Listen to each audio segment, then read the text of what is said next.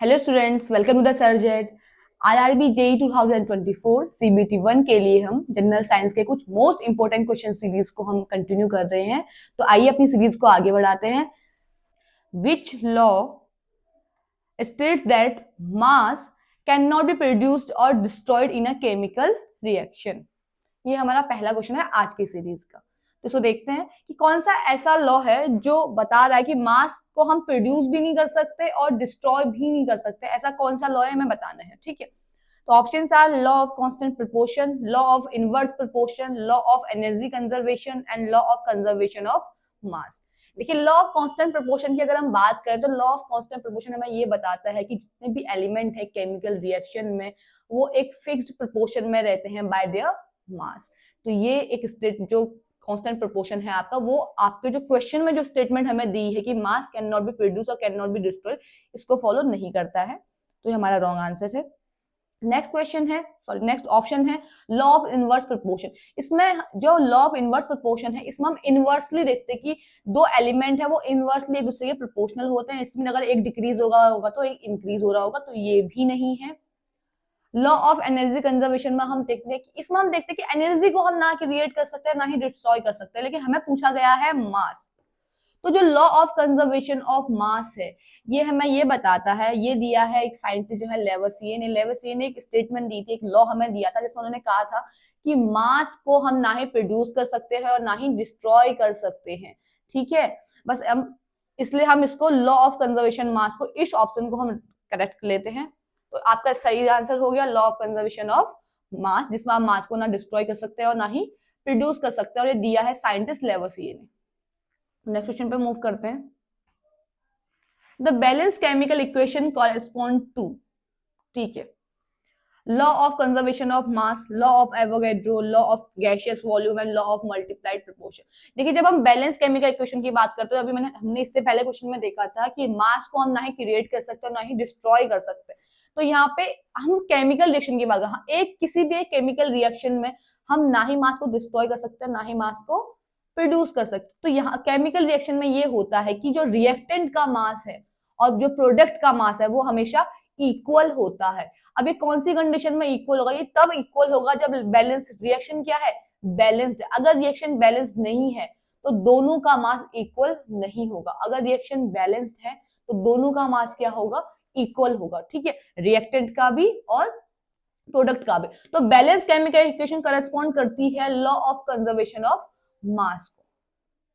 तो सही आंसर है आपका, करेक्ट आंसर है लॉ ऑफ कंजर्वेशन ऑफ मास, जहां पे रिएक्टेंट ए प्लस बी, इन दोनों का जो मास है वो इक्वल होगा किसके, ए बी के मास के। अब यहाँ पे हमें रिएक्शन, हम बैलेंस इसीलिए करते हैं रिएक्शंस को क्योंकि हमारे क्या हो जाए, दोनों का मास क्या हो जाए, इक्वल हो जाए, ठीक है। नेक्स्ट क्वेश्चन पे मूव करते हैं। During a chemical reaction, the sum of the masses of the reactant and the products remain unchanged. What is this called? अभी जस्ट हमने पहले यही बात करी है कि ऐसी रिएक्शन जिसमें रिएक्टेंट का मास और प्रोडक्ट का मास रिमेन अनचेंज्ड। रिमेन अनचेंज्ड का मतलब क्या है, इक्वल रहेगा, सेम रहेगा। तो ऐसा कौन सी स्टेट में, कौन कब होता है ऐसा, किस केमिकल रिएक्शन में ऐसा होता है और कब होता है? ये होता है बैलेंस्ड केमिकल रिएक्शन में। और कब होता है, तब होता है जब लॉ ऑफ कंजर्वेशन ऑफ मास का हम प्रिंसिपल यहाँ पे क्या करते हैं, यूज कर रहे हैं। तो ऑप्शन क्या हो जाएगा आपका, मास कंजर्वेशन प्रिंसिपल। इसमें क्या होता है, मास कंजर्वेशन ऑफ प्रिंसिपल में रिएक्टेंट का मास और प्रोडक्ट का मास इक्वल होता है, अनचेंज रहेगा, चेंज नहीं होता। जितना रिएक्टेंट का होगा उतना ही प्रोडक्ट का मास भी होगा। Who among the following scientists propounded the law of constant ratio? अब बात कर रहे हैं, अभी तक हम बात करते थे लॉ ऑफ कंजर्वेशन ऑफ मास की, अब हम बात करते हैं लॉ ऑफ कांस्टेंट रेशियो की। ये जो दोनों लॉ है, ये लॉ आते हैं लॉ ऑफ केमिकल कॉम्बिनेशंस के अंदर, ठीक है। चाहे वो लॉ ऑफ कंजर्वेशन ऑफ मास बोले या लॉ ऑफ कांस्टेंट रेशियो बोले। लॉ ऑफ कंजर्वेशन ऑफ मास बोलता है कि हम मास को ना ही क्रिएट कर सकते हैं और ना ही डिस्ट्रॉय कर सकते हैं, ये है law of conservation of mass. Law of constant ratio हमें ये बोलता है किसी भी केमिकल रिएक्शन में जो एलिमेंट है वो एक, उनका जो रेशियो होता है वो फिक्स्ड प्रोपोर्शन में होता है बाय देयर मास, ठीक है। तो ये आपका लॉ ऑफ कांस्टेंट रेशियो कहता है। तो ये किसने दिया था, लेवसिए ने हमारा दिया हुआ है, एंटोनी लेवसिए, जो आपका ये दिया है law of conservation of mass. Robert Boyle और चार्ल्स, ये गैस से रिलेटेड लॉ इन्होंने दिए हैं। तो बचता है हमारा जोसेफ प्रॉट। जो जोसेफ प्रॉट थे, इन्होंने लॉ ऑफ कांस्टेंट रेशियो का जो लॉ है हमें वो दिया हुआ है, ठीक है। तो इसमें आपका करेक्ट आंसर हो जाएगा Joseph Proust. The rule of constant ratio was given by, जैसे अभी हम थोड़ी पहले बात करें, जोसेफ एल प्रॉस्ट ने ये लॉ दिया है, इससे पहले हमने यही चीज करी थी, तो इसमें आंसर आपका क्या हो जाएगा, Joseph L Proust. John Dalton ने आपका दिया था लॉ ऑफ केमिकल कॉम्बिनेशन का जो formula, sorry, law of chemical combination का लॉ हमें दिया है जॉन डॉल्टन ने। According to the law of constant proportion, आपको फोर्थ स्टेटमेंट दी है, हमें सही स्टेटमेंट उसमें बतानी है।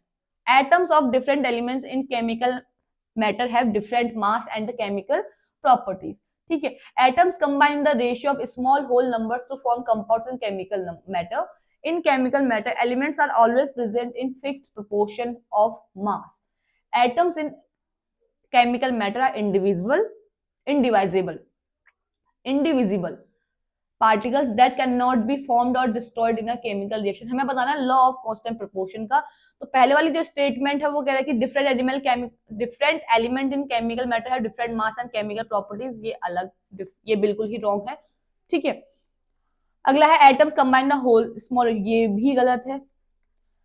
In chemical matter elements are always present in fix proportion of mass. इससे पहले हम ये डिस्कस कर रहे थे कि लॉ ऑफ कांस्टेंट प्रोपोर्शन किसे कहते हैं, जब किसी भी केमिकल रिएक्शन में chemical matter elements are always present in fix proportion of mass, उनके मास के फिक्स प्रोपोर्शन में जो प्रेजेंट रहते हैं उसको हम क्या बोल देते हैं, लॉ ऑफ कांस्टेंट प्रोपोर्शन। जैसे आपका हाइड्रोजन है, H2O में H है एंड O2 है, यहाँ पे H2 है, सॉरी, तो ये आपका कितना होता है, H2 है, तो ये आपका हो जाएगा 2 ग्राम मास। ऑक्सीजन का मास आपका हो जाएगा 16 ग्राम, ठीक है। जब हम इनका रेशियो निकालते हैं तो इनका रेशियो होता है, जब H2O के लिए हम बात करते हैं, H2O के लिए हम बात करेंगे इसमें, तो H2O के लिए यहाँ पे हो जाएगा 2:16, तो यह आ जाएगा 1:8। H2 2 gram, O2 16 gram.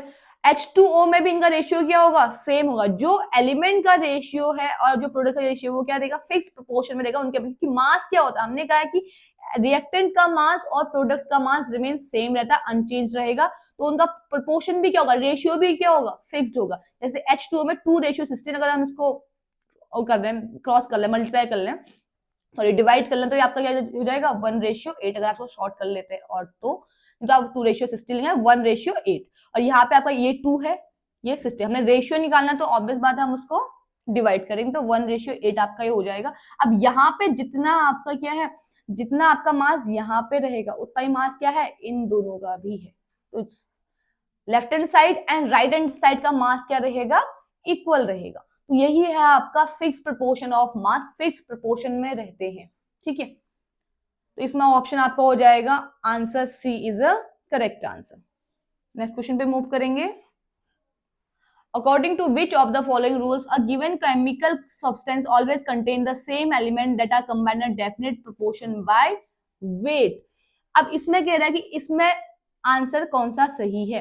According to which of the following rule given sub always contains same element that combined in a definite proportion by weight? weight और mass क्या है, यहाँ पे इक्वली बात हो रही है, जहाँ पे हम mass की बात कर रहे हैं या weight की बात कर रहे हैं, तो डेफिनेट प्रोपोर्शन की बात कर रहे हैं। अगर हम मास की बात कर रहे हैं तो डेफिनेट प्रोपोर्शन की बात कर रहे हैं। प्रोपोर्शन किस में आ रहा है हमारा, रेशियो वाले में, लॉ ऑफ कांस्टेंट रेशियो में ही हम बात कर रहे हैं कि डेफिनेट प्रोपोर्शन की बात कर रहे हैं, तो इसमें आपका आंसर क्या हो जाएगा, लॉ ऑफ कांस्टेंट रेशियो, ठीक है।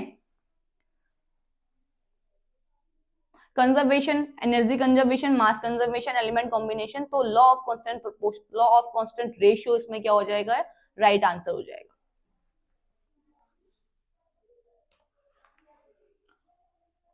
All samples of carbon dioxide contain carbon and oxygen in a mass ratio of 3:8. This is an agreement with the rule of constant proportion. किसकी बात हो रही है, constant proportion, क्योंकि कंजर्वेशन मास की बात हम बस गई, अभी हम बात किसकी करते हैं, वो कह रहे हैं रेशियो की, जहां पे बात आएगी, जहां पे रेशियो की बात आएगी वहां पे हम क्या लेंगे, हम लेंगे constant proportion. The law of constant proportion को हम वहां पे से आप पुट ऑन करते हैं कि यहाँ पे आंसर क्या हो जाएगा, कांस्टेंट प्रोपोर्शन की बात हो रही है, the law of constant proportion की, ठीक है।